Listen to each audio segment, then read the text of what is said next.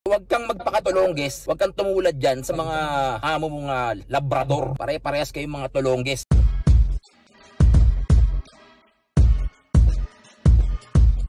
Hey yo, what's up sa inyo mga kapengyo? At today meron na naman tayong panibagong reaction video na kung saan painit na ng painit mga kapengyo. Boss Bullet versus Coach Alexis mga kapengyo. At dito nga talagang sumagot si Coach Alexis laban dito kay Bullet. At syempre si Bullet pa ba mga kapengyo? Hindi rin papatalo to mga kapengyo. Kaya dito rumesback din si Boss Bullet, no? At ngayon bigyan muna natin ng video reaction itong isasagot nga ni Coach Alexis dito kay Boss Bullet.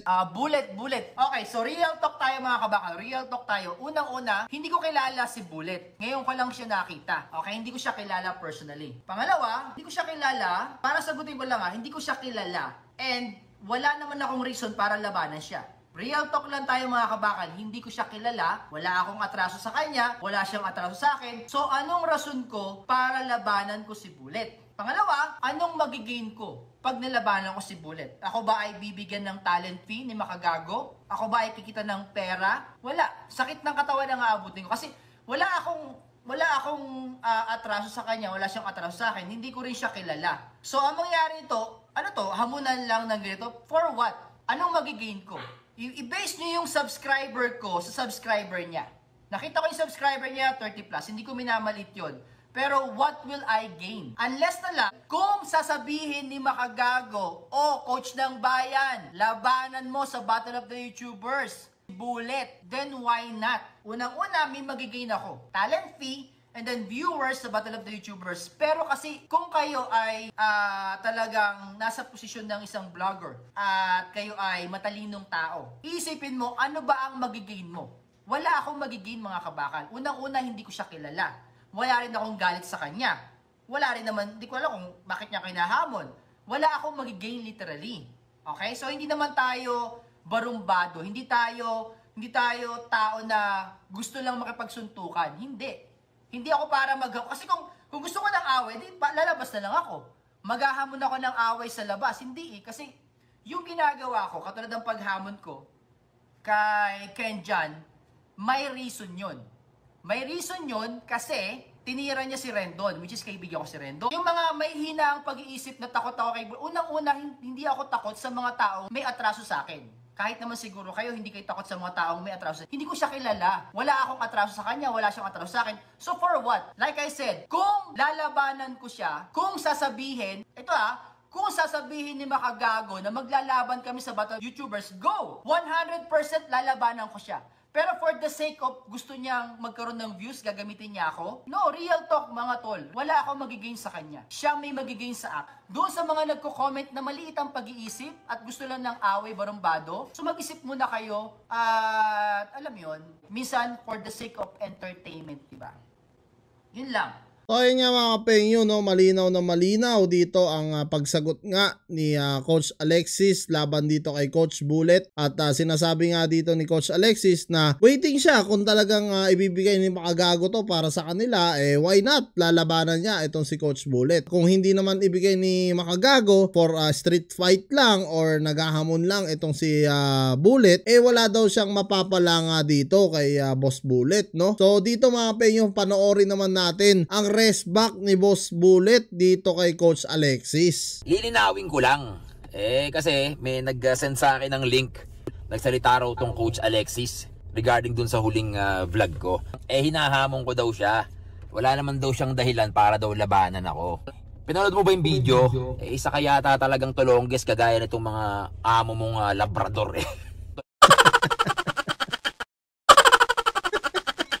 Hindi kita hinamon. Ang mga nag-comment doon, nagsasabi, bakit hindi ko raw labanan yung Coach Alexis. Hindi nga kita kilala. Paano kitang lalabanan? Ang sinabi ko doon is, kung naghahamon ka, i-call out mo ko at mapapalabang ka talaga. Eh talaga namang mapapalabang ka. Malagkit na salita ni Boss Bullet, mga kapengyo, ang binibitawan ngayon dito, no? At talagang mapapalaban nga daw si Coach Alexis once na naghamon to. Dito nga talagang medyo nagkakainitan na at nagkakagirian na. At tingnan pa natin yung ilang sasabihin pa dito ni Coach Bullet. Panood ko yung live stream niya kasi may nag-send sa akin ng link dahil nga yun daw sinagot daw yung hamon ko. Which is hindi ako naghamon. So pinanood ko muna yung video niya. Para sa akin, isa kang malaking tulongges.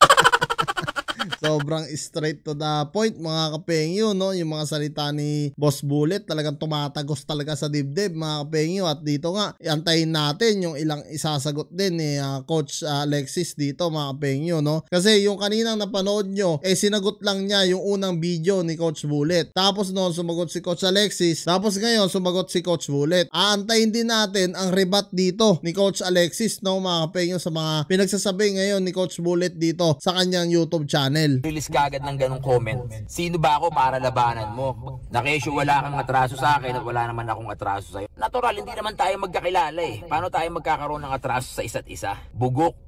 Tapos meron ka pang sinasabi na kesyo, kung lalabanan mo ko, ano mapapala mo kundi sakit lang ng katawan. Talagang sakit ng katawan ang aabutin mo, tulonggis ka. Mga kapengyo, init. Tangina. Sobrang init itong dalawa, no, mga kapengyo. At talagang dito natin malalaman kung sino ba talaga ang malupit na coach, mga kapengyo. Kung sakali nga na maglaban ito sa octagon or arm wrestling, depende yan kay MG talaga kung ikakasa nga ni Boss MG to sa Battle of YouTuber, no. Pero kung ako tatanungin, magandang laban to kasi sa katawan pa lang parang pansin ko parehas mga pengyo. At mukhang mas matangkad dito si Coach Alexis kay Bullet. Pero siyempre alam naman natin, mga kapengyo, wala yan sa tangkad. Nasa diskarte yan at tibay ng stamina mo at tibay ng katawan mo. So doon natin mapagbabasihan, doon natin malalaman kung sino ba talaga ang matindi dito sa dalawa. Ako, kung ano yung nasa harap ko at kailangan kong harapin, haharapin ko yan. Naging tulongges ka na naman dun. Nandito ako sa Kuwait, nandiyan ka sa Pilipinas. Paano tayo magsusuntukan? Lahat ng mga sinabi nga ni Coach Alexis dito kinaka-counter nito ni Boss Bullet, no, mga kapengyo. At rinig na rinig natin kung paano nga ine-explain at pinapaliwanag ni Coach Bullet sa atin lahat, no, yung mga sinasabi nga ni Coach Alexis laban sa kanya. Common sense, coach ka pa naman. Sinasabi mo na hindi naman po pwede na basta-basta na lang may hahamon sa'yo tapos lalabanan mo ng suntukan sa labas or parang away kanto. Tulongges ka pala Natural, hindi tayo mag-aaway ng away kanto. Kung magkakatapat man tayo diyan sa Battle of the YouTubers. Kahit naman dun sa huling vlog ko na inahamon ko tong dalawang asong amo mo dun sa Battle of the YouTubers. Hindi kami mag-aaway niyan sa labas na wala kami pare-parehas mapapala. Kahit naman ako hindi ako basta-basta makikipag-away sa inyo or kahit kang inuman na wala ako mapapala. So yung sinasabi mo na pagka nilabanan mo ko na wala ka naman magigain sa akin, natural, bugo, parehas tayong walang magigain kung sa labas tayo magsusuntukan. Penyo, sobrang lap trick to, no? At talagang talagang binibirada talaga ni Coach Bullet dito si Coach Alexis, no, mga kapengyo. So talagang waiting ako talaga, mga kapengyo, dito sa rest back ni Coach Alexis laban nga dito kay Coach Bullet, no. Sa ngayon kasi mahirap tayo magsalita, mga kapengyo, dahil sa ngayon talagang nagpapalitan pa sila ng malulupit na salita, no, mga kapengyo, no. Gaya nga ng sabi ni Coach Alexis, pagka kinasan ni Makagago, why not na hindi siya lalaban siya. Siyempre para rin sa fame, para sa money. Alam naman natin, mga kapengyo, kahit naman sino talaga, hindi ka naman basta-basta makikipagsuntukan o makikipag-away nang walang dahilan, mga kapengyo. At gaya na nga lang ng sinabi ni Coach Bullet na ganun din ang kanyang opinion. So pag kinasa talaga to ni MG, mga kapengyo, Diyos ko, baka mapuno ang pay-per-view ni Boss MG nito, no? Doon tayo sa Battle of the YouTubers. Sasabihin mo pa na kung matalino ka, hindi ka basta-basta lalaban kung sino-sino lang maghamon sa'yo. Hindi naman tanga yung mga tagapanood natin. So common sense na lang, obvious naman na nagkakaroon tayo dito ng mga ganitong klaseng hype na pinagbabangga tayo or gusto nila tayo makita maglalaban doon sa Battle of the YouTubers para mapanood nila, para sa entertainment. Naiintindihan mo ba yon? Di mo yata naiintindihan, daldal ka lang daldal Kasi yung boses mo parang naipit na ibon Grabe to, Kapengyo. Sabi ko nga sa inyo, napakainit nito talaga. At talagang antabayanan natin to, no? Talagang titignan natin to, mga Kapengyo. Step by step yan kay Coach Alexis at dito kay Boss Bullet. So ayan, may real talk ka pa, nakuha mo rin yan dun sa amo mong Tolongges eh. Natural, ano ba gusto ni Boss MG bago makarating dyan sa Battle of the YouTubers? You said it yourself eh. Kailangan merong hype. It doesn't matter kung gaano karami. Before, sinasabi ni Boss MG na kailangan 100k plus yung subscribers mo. But in the end, di na nasunod yun eh. Alam mo kung bakit? It depends on the hype. Kung ano yung pinagkakaguluhan ng mga tao, kung ano yung gusto makita ng mga taga-panood at taga-subaybay ng Battle of the YouTubers. So hindi na usapan dito kung ilan yung subscribers mo. Tsaka hindi ikaw yung hinahamon ko, bugok. Real talk to, Kapengyo. Talagang real talkan sila dito, no? Hinahamon ko yung dalawang Tolongges na Labrador. Ngayon, ang gusto ng mga taga-panood, yung mga nagko-comment dun sa mga vlogs natin, is tayong dalawa raw ang magharap. So I'm sure wala ka rin namang issue yan. Ako rin naman wala akong issue yan. So bago tayo makarating dun, alam ng mga taga-subaybay natin na kailangan nilang gumawa ng hype. Kailangan natin ng hype bago tayo tanggapin sa Battle of the YouTubers. Tama? Tama ako, tama ako. Tama, Boss Bullet. Tolongges ka kasi. So ayan, hindi yung marami ka pang sinasabi. Kesyo wala kang magigain ako, may magigain ako sa'yo. Bugok, bakit ako mag-aaksaya ng panahon kung magsusuntukan lang tayo sa labas na wala tayong magigain pareho? So wag kang magpakatolongges, wag kang tumulad dyan sa mga amo mong Labrador. Pare-parehas kayong mga Tolongges. Kung kakasa ka, sumagot ka, diretsahin mo ko para magkakalaman tayo at makarating kay MG at makita natin kung hanggang saan para marinig ng mga taga-subaybay natin at sila na mismo ang gagawa ng hype para sa atin nang makarating kay Boss MG yan. At si Boss MG na ang magdedesisyon kung paghaharapin tayong dalawa. Pero syempre, gusto ko pa rin makaharap itong Labrador Brothers na to. Seryoso ako dyan kahit ako lang mag-isa. Paiinumin ko lang na mainit na kape si Mr. Mainit habang ginugulpi ko yung dalawang magkapatid na yan. Pero kung mauuna ka muna para warm up, ikasa mo na yan, Boss Bullet, ang bumanggag, iba?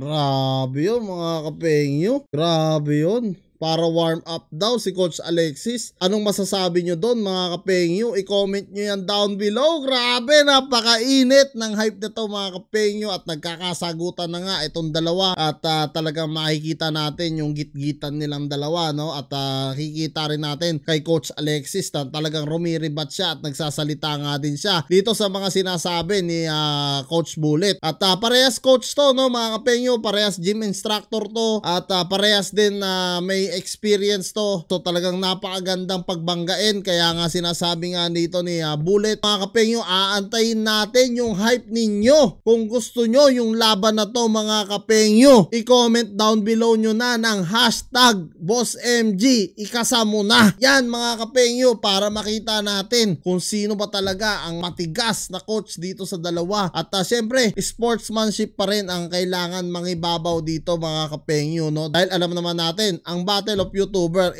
sports lang. Anyway, mga Kapengyo, maraming salamat dito sa panonood nyo sa aking reaction video. Kung meron pa kayong mga nais ipa-reaction video or request, i-comment nyo lang yan down below. Anyway, mga Kapengyo, maraming salamat at kita-kita lang tayo sa susunod kong reaction videos.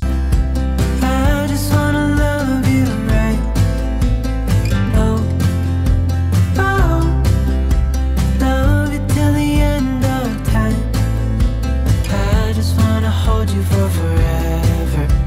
Every day you're making me better.